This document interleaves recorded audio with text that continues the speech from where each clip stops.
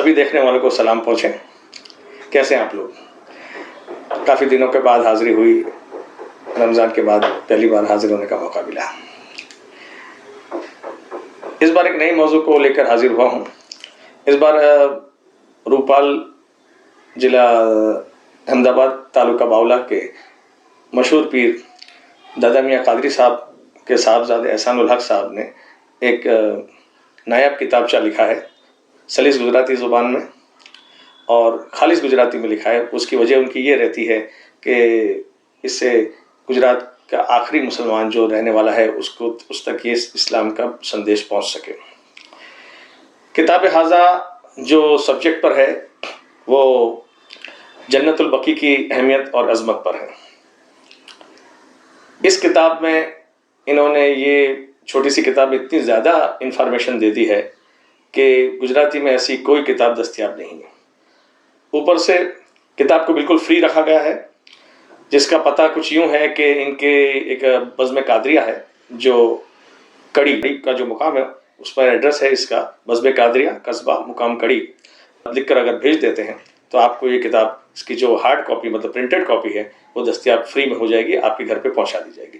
آج کے جدید زمانے میں واٹس ایپ اور دوسری طریقوں سے بھی منگائی جا سکتی ہے، مطلب کہ واٹس ایپ نمبر بھی ان کے جو منتظمین ہیں ان کا ڈسکرپشن میں شامل کر دوں گا، تو آپ اس پر بھی اپنا پتہ بھیج دیں گے تو انشاءاللہ وہ لوگ آپ تک پہنچا دیں گے کتاب. بزم قادریہ کی کافی ساری خدمات رہی ہے اور احسان الحق جو ہیں وہ باولہ کے جو پیر صاحب ہیں دادا میاں قادری جو بڑے مخلص آدمی ہیں اور جنہوں نے کبھی مذہب کو پیشہ نہیں بنایا اور اتنی دیانتداری سے ہے کہ انہوں نے ان کی مذہب کی خدمات الگ رکھی ہے اور خود کا ذریعہ معاش یہ کاشتکار ہیں مطلب کھیڑوت ہیں، اس سے اپنا گھر چلاتے ہیں اور باقی کے جو ان کے جو پیسے کی جو آمدنی سے زائد بچ جاتی ہے اس سے دینی خدمات کرتے ہیں.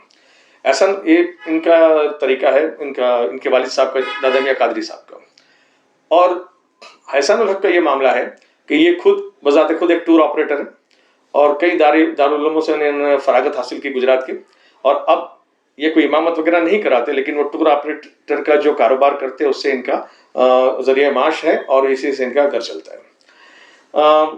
احسان الحق صاحب نے یہ جو جنت البقیع کی اہمیت کے اوپر جو لکھا ہے بڑے ٹوٹے ہوئے دل سے اور پراسرار طریقے سے انہوں نے پورے ہر داستان حرم بیان کی ہے کہ کتنی رنگین اور سادہ ہے داستان حرم، جی بقول اقبال ہم عرض کروں تو، کہ جس میں یزید کی ظالمانہ حکومت کے بعد 1926 میں سعودی حکمران جب آئے تب انہوں نے دوبارہ ایسا ظالمانہ حرکت کی اور لخت جگر رسول بی بی فاطمہ زہرا رضی اللہ عنہ، حضرت عثمان غنی رضی اللہ عنہ، جید صحابی، ان تمام کے مزارات کو منہدم کیا اور ایک ناصور کے طور پر یہ المیہ امت مسلمہ پر تب سے ہے. آج کی تاریخ میں انہوں نے بالکل وہاں پہ فلیٹ کر دی مطلب زمین، اور جہاں پہ وہاں پہ کوئی آج کی تاریخ میں وہاں پہ فاتحہ کرنے جاتے جنت البقیع میں تو اسے منع کر دیا جاتا ہے کہ وہاں پہ خصوصی طور پہ سعودی حکومت نے وہاں پہ ان کے مبلغ لگا رکھے ہیں اور اس کو شرک بتاتے ہیں. حالانکہ کوئی ہر چیز جو مسجود ہے وہ شرک نہیں ہوتی ہے. دیکھیے کلپ آپ. کوئی مسلمان کسی قبر کی پوجا نہیں کرتا، کسی قبر کی عبادت نہیں کرتا، عبادت صرف اللہ رب العالمین کی ہوتی. ایک بات. دوسری، عبادت اور تعظیم میں فرق سمجھنا چاہیے. عبادت صرف اللہ کریم کی ہے، تعظیم قبور کی اگر کی جائے تو یہ عبادت تو نہیں ہے. اس لیے یہ جو نظریات غلط قسم کے پھیلائے جا رہے ہیں، سجدے پہ شرک کا فتویٰ لگایا نا تو شاہ عبدالعزیز بن سعود جو تھا اس نے کہا جی اس پہ کیا ہے، لوگ قبروں کو سجدہ کرتے ہیں. تو ہمارے علماء نے وہاں ان کے بہت بڑے جید علماء اور قاضی موجود تھے، انہوں نے کہا شاہ صاحب، بادشاہ سعودی عرب صاحب، خدا کے بندے، ہر مسجود معبود نہیں ہوتا. قرآن سے ثابت کر دیا انہوں نے. واہ، ہر مسجود معبود نہیں. تم یہیں پھنس گئے ہو. ہر مسجود معبود نہیں ہوتا. اگر ہر مسجود معبود ہوتا تو اللہ فرشتوں سے آدم کو سجدہ نہ کرواتا. اللہ تعالیٰ یوسف علیہ السلام کے بھائیوں سے اور والدین سے یوسف علیہ السلام کو سجدہ نہ کرو. وہ مسجود ہے، معبود نہیں. تو کہنے کا مقصد یہ ہے کہ اس طرح کی گمراہی کے سبب انہوں نے جو نقصان امت مسلمہ کو پہنچایا ہے، تو انہوں نے اس کی اہمیت بتائی کہ مدینہ میں گزرنے والے کی کیا اہمیت ہے اور سیدھا وہ سرکار دو عالم کے ساتھ ہی قیامت کے دن اٹھے گا. اگر جو مدینے میں گزرتا ہے. دوسری ایک اہمیت انہوں نے یہ بتائی ہے کہ یہ جو قبے جو بنائے تھے وہ بڑی اہمیت کے حامل تھے, اور یہ جو 1300 سال تک تو یہ باقی رہے, اور اس کے بعد یہ گمراہ سعودی حکومت نے اسے منہدم کیا. انہوں نے بڑی محنت کر کے پرانی کتابوں سے, غیر کتابوں سے اور انٹرنیٹ کے ذریعے سے انہوں نے وہ تصاویر جو حضرت امام حسین کے روضے پر تھی, جو مطلب جو قبہ تھا, مزار تھا, پھر بی بی فاطمہ زہرا رضی اللہ عنہ کی مزار کا جو قبہ تھا, اس طرح سے بہت ریئر فوٹوگراف جمع کر کے اس کو بلیک اینڈ وائٹ شکل میں اس کتاب کے اندر شامل کیے. کتاب کا ٹائٹل کلر ہے اور بہت ہی مفید انداز میں اسے لکھی ہے. تو آپ سے درخواست ہے کہ ایسی نایاب چیز ضرور منگائیں, اور وہ بھی اس پرفتن دور میں انہوں نے بالکل فری رکھی ہے. جو کس طرح سے اخراجات برداشت کرتے یہی ان کا دل ہی جانتا ہوگا.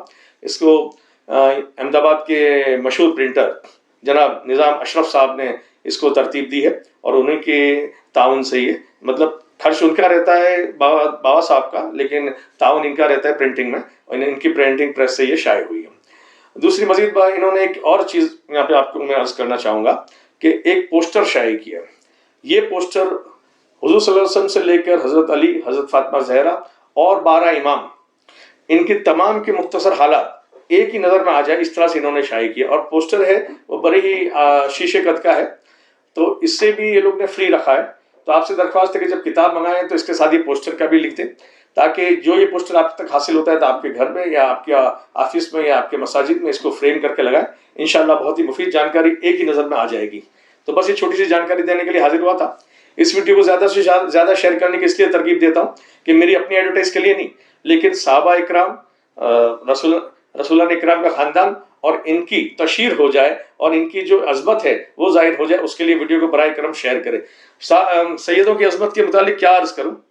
ایک انہوں کی کچھ کتابوں میں سے میں نے ایک کتاب کا ڈسکرپشن اس میں شامل کیا ہے کہ جس کا سیدوں کی عظمت کے اوپر گجراتی زبان میں وہ کتاب بھی, اور وہ PDF کی شکل میں, اس کی پرنٹڈ کاپیاں ابھی دستیاب نہیں ہیں. تو وہ کتاب اگر آپ ڈاؤن لوڈ کرنا چاہیں تو وہ بھی ڈاؤن لوڈ کر سکتے ہیں. اب سیدوں کی عظمت پہ انہوں نے بتایا, مجھے قصہ یاد آتا ہے, میں پہلے وہ عرض کر دوں کہ حضرت عمر کے صاحبزادے اور حضرت امام حسین دونوں ایک دن کھیل رہے تھے. اب کھیلتے کھیل میں امام حسین نے کہہ دیا کہ آپ تو ہمارے گھر کے نوکر ہو. کسے کہا؟ حضرت عمر رضی اللہ عنہ کے صاحبزادے کو.